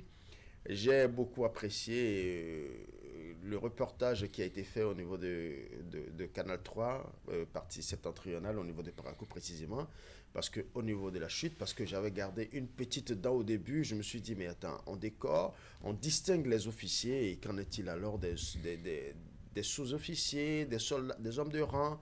Mais dans la chute, le reporter nous a notifié, nous a bien précisé que les hommes de rang, les sous-officiers aussi, auront leur distinction dans les casernes. Moi, je pense que c'est vrai, l'officier, il est en première ligne. Il est le premier à donner l'ordre. Tout ce qui a été défini au niveau du quartier général, c'est lui qui les met en application. C'est lui, quand il s'agit d'attaquer, qui se met premièrement au front et qui dit « suivez-moi ». C'est le bon officier qui le fait. Et c'est toujours bien de leur reconnaître ce mérite-là. Et par la suite, je dirais que c'est toujours bien aussi de décorer, de distinguer ces hommes qui sont derrière, parce que c'est eux qui font la grande masse, et parfois c'est eux, la chair à canon. Et c'est toujours bien de reconnaître ce mérite-là à ces hommes, c'est de leur vivant. Moi, je mettrais beaucoup plus l'accent sur la distinction de leur vivant, parce que la distinction à titre posthume, c'est bien, mais ce n'est pas l'individu même qui ressent les mérites de son travail. Il est décédé peut-être, il a subi, ou du moins il a payé le lot tribut en protégeant la nation. On en a vu plusieurs qui sont partis comme ça.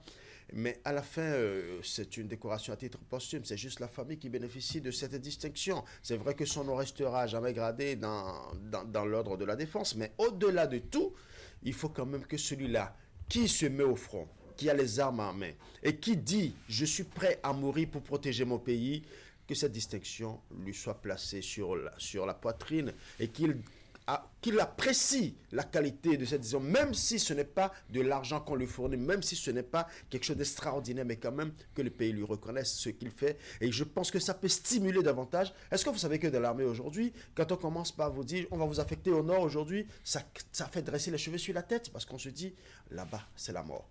Donc je pense que quand on pense que là-bas c'est la mort, il faut qu'on estime aussi que ceux qui vont faire face à la mort, qu'on les distingue systématiquement et qu'on leur fasse comprendre que ce qu'ils sont en train de faire, le pays est sensible et le pays leur est entièrement reconnaissant. Je pense que c'est une distinction qui vient à point nommé. On en avait déjà rencontré une cinquantaine, on avait déjà enregistré une cinquantaine ou du moins une soixantaine qui ont été distinguées récemment, mais pas précisément de l'opération Mirador. Ici, c'est précisément les éléments déployés au niveau de l'opération Mirador. C'est la première ligne qui arrive à contenir le djihadisme. C'est la première ligne qui essuie les tirs. C'est la première ligne qui essuie les obus. C'est la première ligne qui enregistre aussi beaucoup de dégâts en termes de pertes en vie, en termes de pertes en vies humaines. Donc, je rends un vibrant hommage aussi à tous ceux-là qui ont reçu et qui recevront cette distinction. Et je rends aussi un grand hommage à tous ceux-là, ces soldats-là, qui ont payé de leur vie la protection de la nation. Je pense que le chef d'état-major général des forces armées béninoises a bien fait de penser à cette distinction. Je pense que c'est une très bonne chose pour d'avoir pensé à reconnaître les mérites et les sacrifices consentis par les forces armées, en commençant même par les officiers avant d'étaler cela au niveau des hommes de rang. Cela a un double mérite, à mon avis, a une double valeur, c'est-à-dire que moralement, cette distinction va doper les troupes qui sont engagées au niveau donc de la lutte contre le terrorisme, parce que l'opération Mirador, c'est de cela qu'il s'agit. C'est ces troupes-là qu'on a déployées à nos frontières, qui sont en train de sécuriser nos frontières pour éviter l'avancée et l'entrée sur notre territoire de ces assaillants-là, de ces djihadistes et terroristes qui sèment la terreur et, disons, la zizanie un peu partout. Et la deuxième chose, c'est ce mérite-là de la nation, parce que ça n'est pas une initiative, certes, c'est une initiative de l'état-major, mais c'est une distinction qui est faite par la République. Et lorsque vous êtes dans une activité, vous êtes engagé, vous êtes dans une dynamique, et l'on vient pour vous reconnaître cela, pour vous dire attention, ce que vous faites, de loin, nous observons ce que vous faites, ça a des impacts sur le développement du pays, on voit tout ce que vous consentez comme sacrifice, cela, ça dope sérieusement le moral. Prenez l'exemple même de nos enfants à la maison quand ils font quelque chose de bien et vous essayez de les encourager, même pas des mots, simplement, ça les amène à redoubler plus d'efforts. Or, ceux-là, ils vivent dans la psychose permanente. Quand est-ce que des terroristes vont venir tester encore notre dispositif? Quand est-ce qu'ils vont venir? Vous n'en savez rien du tout, mais ils sont là et engagés, laissant famille, frères et tout le monde peut-être à 400, 500 km d'eux. Donc c'est important, à mon avis, de penser à les décorer, à leur donner cette distinction pour leur dire que ce qu'ils font, personne n'est indifférent, ce qu'ils font à nos frontières et toute l'énergie qu'ils débauchent, que nous sommes bien au courant, et le sacrifice suprême. Je pense que c'est très important et il va falloir, comme on l'a dit, aller peut-être au-delà, ce qu'on nous dira peut-être pas s'il y a des avantages pécuniaires qui doivent suivre ces distinctions, s'il y a des besoins spécifiques qu'on doit résoudre pour ces hommes en armes, pour ces officiers, sous-officiers, hommes de rang qui sont engagés dans l'opération Mirador. Il faut le faire sans détour. parce que s'ils n'ont pas le moral au point, je ne vois pas ce qu'ils feront à ces frontières-là, où ils vivent dans des conditions exécrables, dans des tranchées. Ils ne dorment pratiquement pas. Le manger aussi, c'est compliqué. Il faut rouler pour voir si l'ennemi est proche. Il faut faire des distinctions. Il faut faire des identifications et être à l'affût de l'information. Se renseigner au quotidien pour voir qui vient, qui est suspect, faire les fouilles et en même temps rassurer la population. Donc, c'est l'idéal ils ont tenu le bon bout. Et je pense qu'en le faisant ainsi, davantage nous aurons des soldats au point, nous aurons des soldats qui ne pensent pas qu'il y a des gens qui sont dans les climatiseurs à Cotonou, qui sont dans des bureaux, alors qu'eux, ils sont engagés sur le terrain et pour repousser des gens qui ont eux aussi leur stratégie pour parfois tester tout ce que vous mettez en place comme dispositif. Bref, je me résume pour dire que c'est une initiative à encourager et cela doit se faire même dans d'autres corps pour essayer de dire à ces messieurs qui se sont engagés, parce que tout le monde n'est pas militaire. Quand vous êtes militaire, vous savez ce qui vous attend. Et donc, vous le reconnaître, c'est très important. Il y a quelques années en arrière, on n'était pas confronté à des problèmes de terrorisme, mais aujourd'hui, on est confronté. Il y en a qui, peut-être délibérément, décident d'aller au front. Il y en a qu'on a choisi pour dire, écoutez, la nation a besoin de vous là-bas, qui n'ont pas reçu et qui sont partis. Leur reconnaître ce mérite-là, c'est très important. Et ça va davantage peaufiner la lutte, ça va davantage renforcer le moral de ces troupes-là. Eric? Oui, je salue d'abord la prise de ce décret numéro 2023-605 du 29 novembre 2023 qui rend possible cette reconnaissance militaire à nos soldats. Et pour moi, ça vient réparer une injustice parce que j'ai toujours déploré le fait que dans le fonctionnement de notre État, il est plus facile pour un politicien élu ou un politicien nommé à la tête d'un ministère de recevoir une fois dans sa vie une distinction ou une décoration, voyez-vous. Et je trouvais ça un peu bizarre parce que, vous savez, quand on avait visité les installations de l'opération Mirador avec un groupe de journalistes, on avait la possibilité d'échanger avec des soldats. Et un à qui on a posé la question, mais pendant qu'ils sont mobilisés, comment ils font pour rester en contact avec la famille? Donc, ils nous faisaient savoir que ce n'est pas possible. Quand ils sont mobilisés entre 3 mois et 6 mois, n'est-ce pas, ils sont coupés du reste du monde. Ils n'ont pas la possibilité d'interagir avec leur famille. Ce n'est que quand on les retire de leur position et qu'ils se retrouvent dans une zone verte où il y a la connexion Internet et le réseau de téléphonie, qu'ils peuvent échanger avec la famille. Et un SMS échangé, c'est comme un adieu.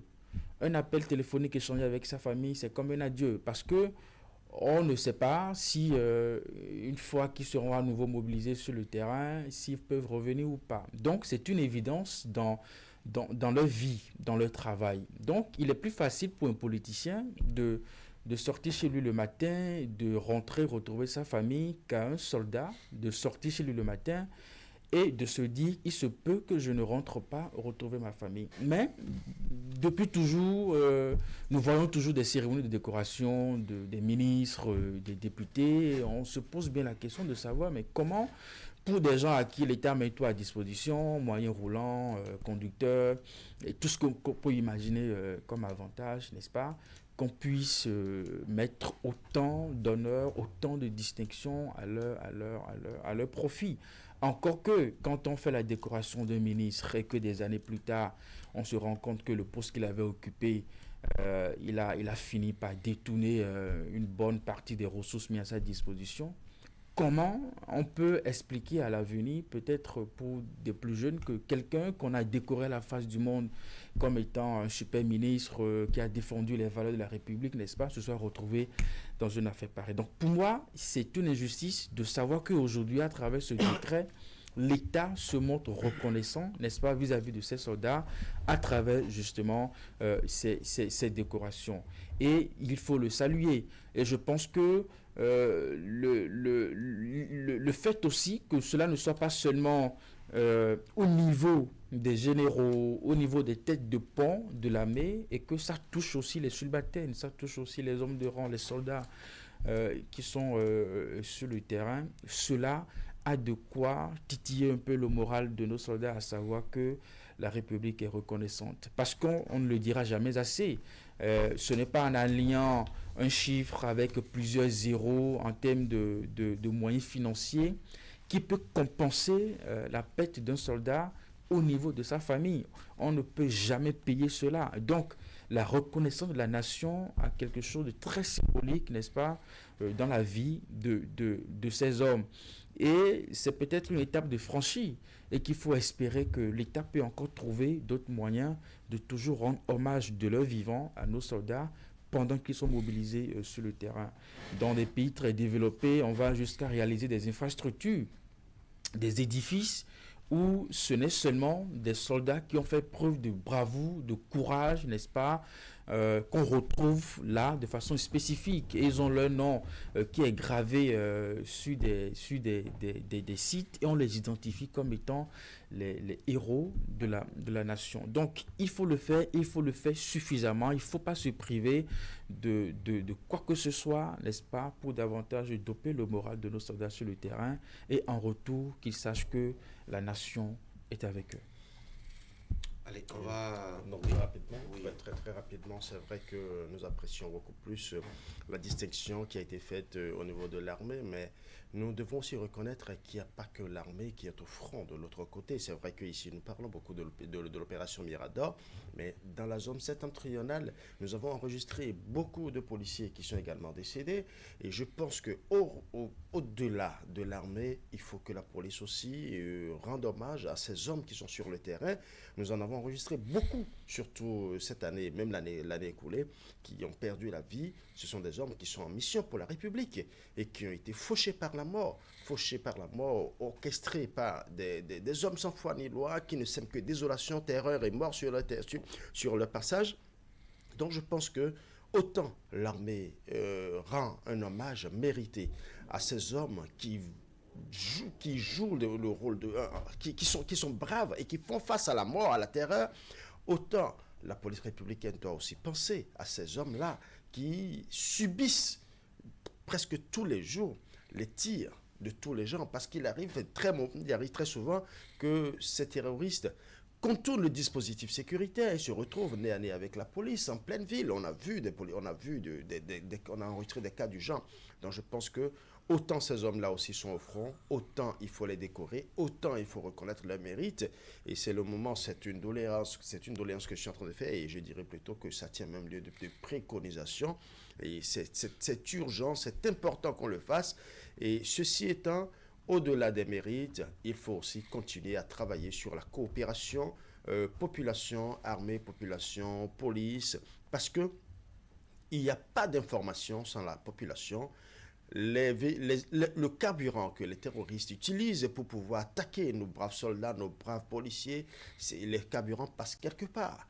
Les motos qu'ils utilisent, qu'ils empruntent, ces motos-là passent quelque part. J'ai ouï dire entre-temps que chaque mois, il y a un nombre de motos qui disparaissent dans certaines villes de notre pays. C'est vrai, on peut simplement penser que c'est juste de petits vols, mais peut-être que ces motos servent à autre chose ailleurs. Ce sont des pistes que nous devons aussi exploiter. Donc je pense que les populations doivent sérieusement aider les forces de défense et de sécurité à sécuriser justement notre espace, pas seulement frontalier, mais notre territoire national. Et parce qu'au-delà de tout, parce que je sais que ces terroristes les intimident très souvent. Ce qui se passe sur les terrains, quand vous échangez avec eux, puisque j'ai eu la chance d'échanger avec certaines personnes à Carré-Maman, qui disent que parfois, ils viennent carrément vous intimider. Et si vous ne coopérez pas avec eux et qu'ils constatent que vous coopérez avec l'armée, c'est difficile pour vous. Et donc je pense que la population doit véritablement aider nos forces de défense et de sécurité à mieux les sécuriser, à mieux les protéger et à mieux protéger l'intégrité nationale, parce qu'un soldat perdu, c'est le pays qui perd. On va changer de sujet, on va parler du deuxième qui nous réunit ce matin. Je ne sais pas si vous aviez noté quelques actes d'insécurité qui, en principe, devraient commencer à nous inquiéter. À Tchaourou, 2 braquages successifs avec des millions emportés, une perte en vie humaine. Franck, plus loin, enfin, non loin de là, ouais, c'est aussi une série. On a appris à Malanville 2 ou 3 enlèvements à 2 mineurs avec réclamation de rançon. Il y en a même qui ont versé la rançon pour retrouver leurs parents. Il faut commencer à s'inquiéter. Oui, on est même surpris d'apprendre qu'il y a ces actes d'insécurité parce que tellement ces dernières années, ils ont été, disons, absents, ces actes-là, qu'on se demande, mais bon, qu'est-ce qui n'a pas marché pour qu'on en arrive encore là? Parce que, je ne sais pas, depuis 2017 ou 2018 jusqu'à aujourd'hui, il y a un effort considérable qui a été fait où on n'a même plus de braquage comme on l'enregistrait par le passé sur l'As par la Cotonou, dans des hameaux où on dit vous empruntez telle voie, c'est la voie où vous êtes sûr d'être braqué, les gens voyagent de nuit comme de jour, sans s'inquiéter, vous êtes à l'aise sur la route, vous ne craignez pas ces bandits-là qui peuvent surgir de la brousse à tout moment pour vous attaquer. Donc moi quand j'ai appris ça, je me suis dit mais qu'est-ce qui n'a pas marché? Alors ce qu'on a l'habitude de vivre par le passé, ce sont des groupes ethniques qui organisent. On sait que le papa de telle personne dans le village est nanti, a de l'argent, il est allé vendre peut-être ses récoltes, il est allé vendre ses animaux, il est revenu avec un peu d'argent. Alors on s'organise, on va kidnapper son enfant, on va kidnapper un membre de sa famille qui lui est cher et on le place quelque part, on demande des rançons. Il y a ça. Il y a également que des jeunes désœuvrés, des jeunes qui ne veulent rien faire dans nos contrées un peu reculées, qui s'adonnent à l'alcool, qui s'adonnent à la drogue, qui s'adonnent à des stupéfiants, et ils s'organisent en petits groupes pour commettre ces actes-là.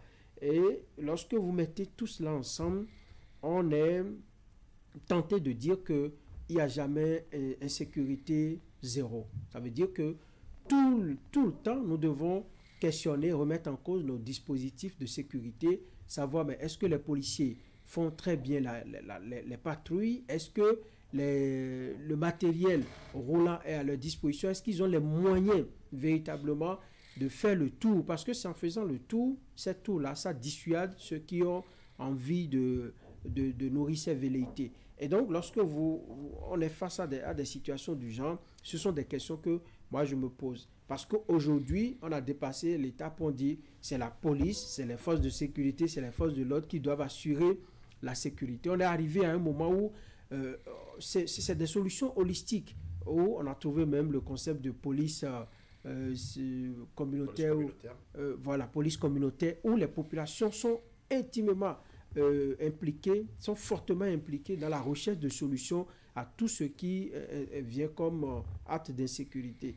Donc, je me rends compte qu'il y a encore des efforts à faire, mais l'évidence est que ces 8 dernières années, il y a eu beaucoup d'efforts qui ont été faits. On se rappelle encore des commissaires qui ont perdu leur poste, des policiers qui ont été arrêtés pour n'avoir pas eu le génie de déjouer des braquages, pour n'avoir pas eu des informations à temps.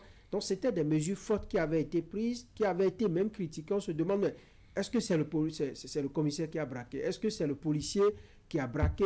Pourquoi est-ce qu'on veut qu'on fasse... Il y avait eu des polémiques autour, mais on se rend compte que ça a marché dans le temps. C'est pour dire que ces actes-là, ça ne remet pas en cause les efforts que nous avons faits, mais nous devons davantage nous réveiller, nous devons davantage garder la veille pour ne pas laisser passer.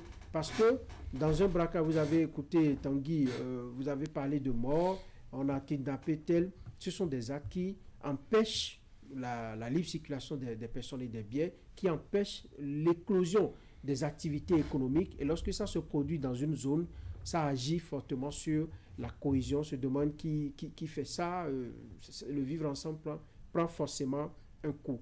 je dois dire que c'est bien de s'inquiéter, mais je pense que les efforts sont faits. Et pour la plupart, vous allez voir, on va retrouver ces personnes. Depuis un moment, on nous a habitués à mener des enquêtes pour les retrouver. Et c'est très important pour notre pays. On a fait de grandes avancées, mais il reste toujours à faire. Tant qu'il y a ces actes qui s'enregistrent, cela voudra dire que nous ne devons pas baisser la garde. Eric? Oui, vous savez, on n'est jamais à l'abri, comment on dit, des faits d'insécurité. Et cela, les faits qui sont évoqués doivent nous amener à redoubler de vigilance, justement, à savoir que nous avons toujours des poches d'insécurité dans pas mal de localités, n'est-ce pas? Et que les hommes en uniforme ont encore du travail à abattre. À cela, vous savez, nous, dans notre métier, on s'intéresse qu'aux trains qui sont en retard. Les 99 autres suissants qui sont à l'heure n'attirent pas toujours notre attention. Donc, si c'est fait évoquer, justement, on peut davantage se mobiliser en termes d'information, en termes de patrouille, en termes de quadrillage, n'est-ce pas, de nos espaces frontaliers, de nos espaces géographiques, pour que ces plans soient véritablement déjoués pour davantage de quiétude au sein de notre population. Cela a de quoi, justement, amener le citoyen à se sentir toujours en sécurité, voyez-vous. Et cette coproduction qui est souhaitée entre population et puis forces de défense et de sécurité, il faut travailler à ce que cela soit davantage renforcé pour que l'information soit partagée, soit donnée, afin de permettre à nos hommes en uniforme de faire bien le travail. Et c'est un prix que nous payons pour les personnes qui ont perdu la vie dans les cas évoqués. C'est assez regrettable, nous le regrettons suffisamment, et c'est le lieu encore de savoir que, quoi qu'en soit, les mesures qui sont prises au niveau État central, au niveau décentralisé dans nos communes par les services de sécurité, n'est-ce pas, nous avons toujours, n'est-ce pas, comment on dit, un travail à faire de sorte à ce qu'on puisse davantage sécuriser nos villes, sécuriser nos contrées pour la quiétude de nos populations. Oui, je commencerai par dire que nulle part au monde il n'y a la sécurité à 100%. La sécurité zéro n'existe donc pas. Donc c'est un effort quotidien, c'est une quête permanente, en un mot. La sécurité, c'est une quête permanente et moi, je parlerai beaucoup plus en termes de coproduction de la sécurité. Au-delà de tout ce que nous avons l'habitude de voir, c'est-à-dire des hommes en uniforme qui font la patrouille, qui font des enquêtes, qui vont vers les renseignements et qui font même des infiltrations dans des secteurs assez sensibles pour pouvoir identifier ou parfois démanteler des réseaux de malfaiteurs et autres, tout ça. Il faut aussi que la population puisse donner l'information, parce que c'est la population qui côtoie au quotidien ces hommes malveillants, ces hommes qui utilisent toutes les stratégies. Le policier a beau être le meilleur des flics, il pourra vérifier. Ce n'est pas un magicien.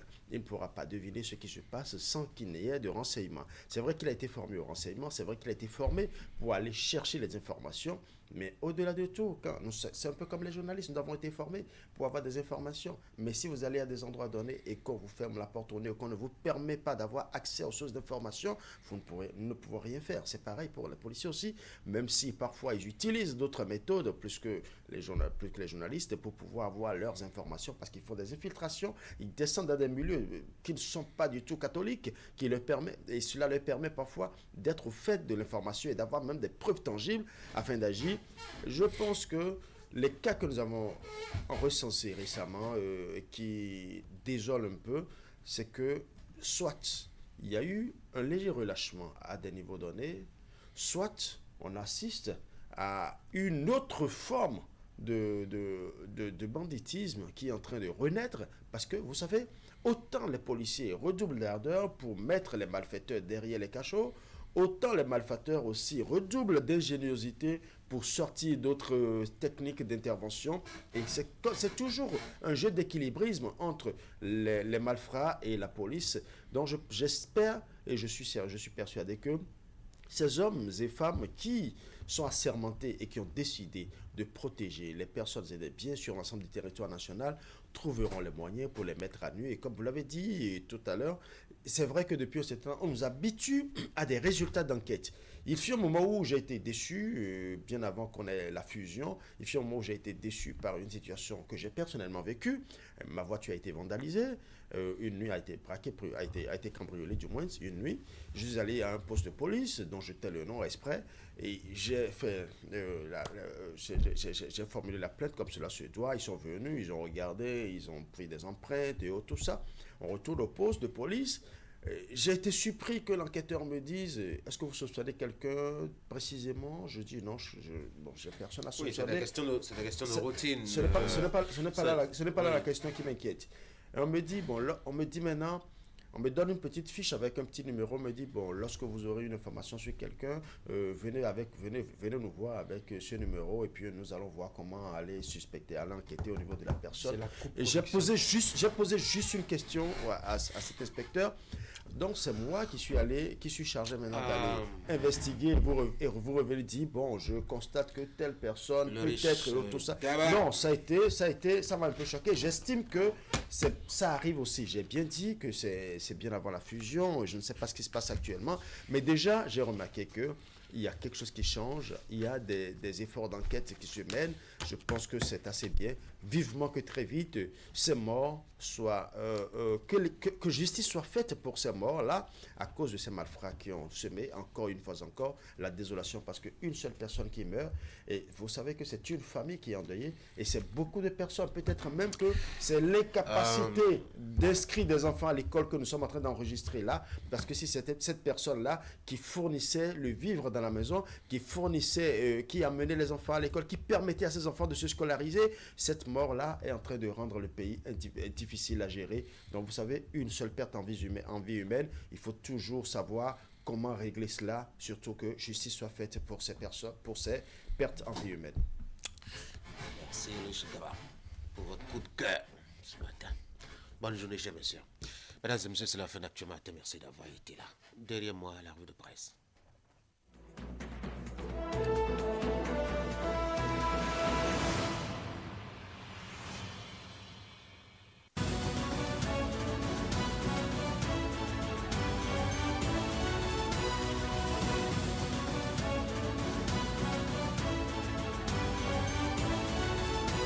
Mesdames et messieurs, bonjour.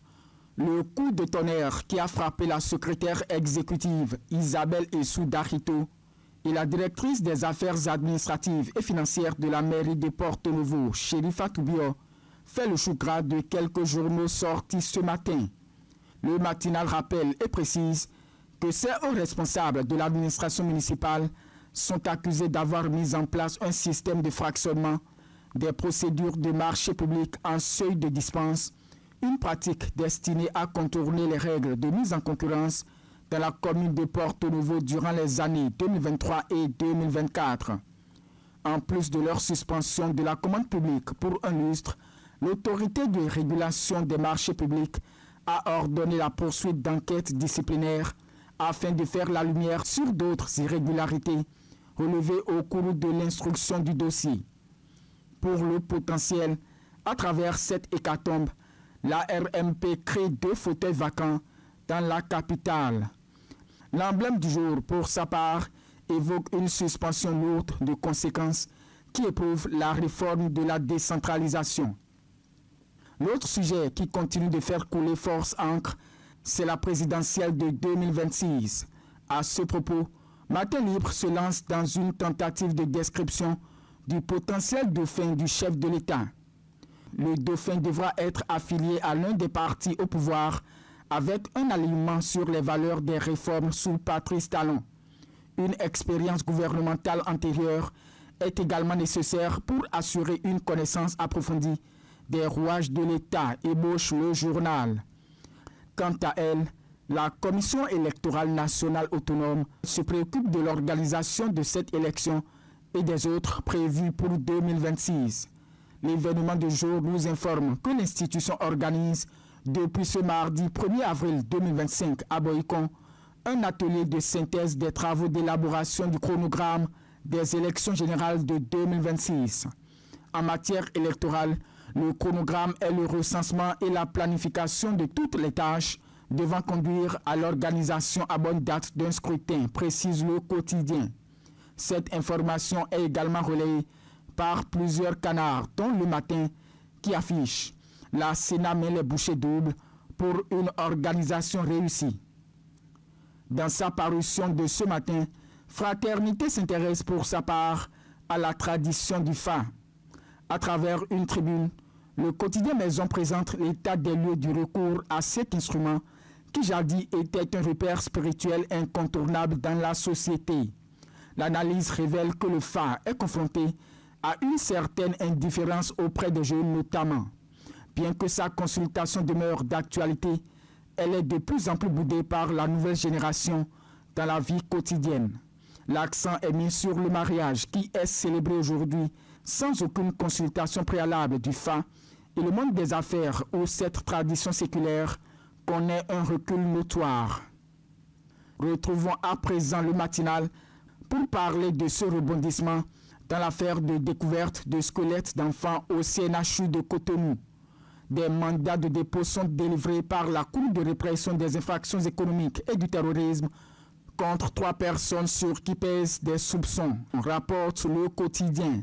Il s'agit de 2 agents conventionnés de la morgue de l'hôpital, du chauffeur de corbillard et d'un charlatan.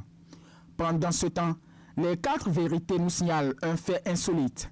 Un homme vend le camion d'autrui à plus de 4 millions de francs CFA pour célébrer son mariage.